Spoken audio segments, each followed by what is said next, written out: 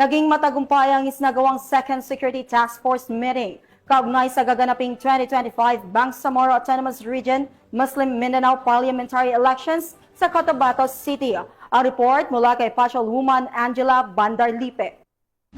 Isang matagumpay na Second Security Task Force meeting ang isinagawa bilang paghahanda sa nalalapit na 2025 Barn Parliamentary Elections na ginanap sa M. Manors Hotel and Convention Center, Cotabato City nito lamang 17 ng Setyembre taong kasalukuyan.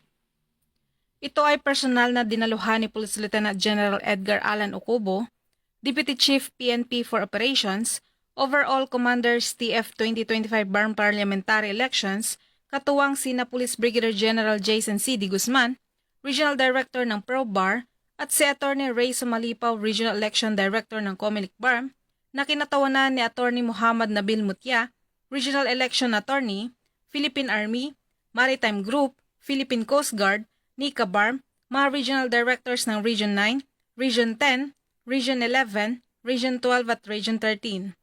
At iba pang ahensya upang pagtibay ng mga plano at estratehiya para sa darating na halalan.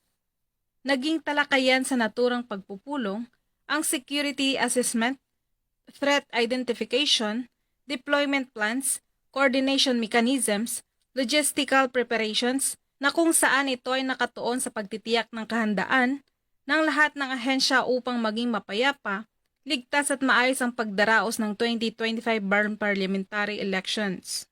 Isa rin itong paraan upang palakasin ang koordinasyon at pagtutulungan ng lahat ng ahensya upang mapangalagaan ng mga botante, kandidato at electoral personnel at upang matupad ang layunin ng pagkakaroon ng isang mapayapa, patas at malinis na halalan sa rehiyon.